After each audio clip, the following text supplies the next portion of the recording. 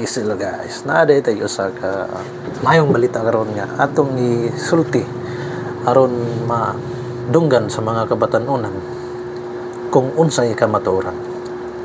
Ilabi na karon sa mga panahon nga dali lang gid kita makabig sa mga ninggawas nga mga sikta, kay maayo man gayud kini sila sa mga bersikulo.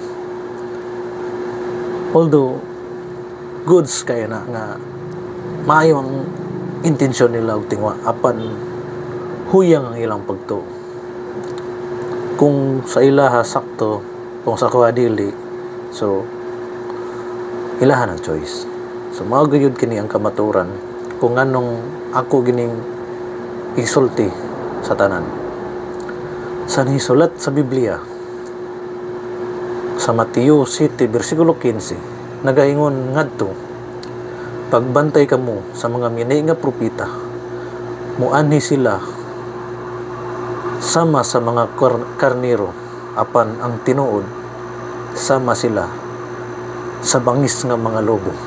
Usa kini sa mga sumbingay nga nahitabo na. Ug mao gayud kini ang mga nanggawas nga mga pagtuo o mga sikta nga huyang ang ilang pagtuo sa kamatuoran.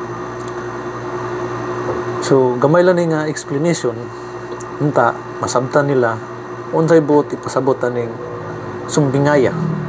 Usa kini nga sumbingay nga sabtunon og ma-realize sa uban na ang ilang pagtuo ngadto sa Ginoo, dili lang kay sa Ginoo kundi sa Espiritu Santo.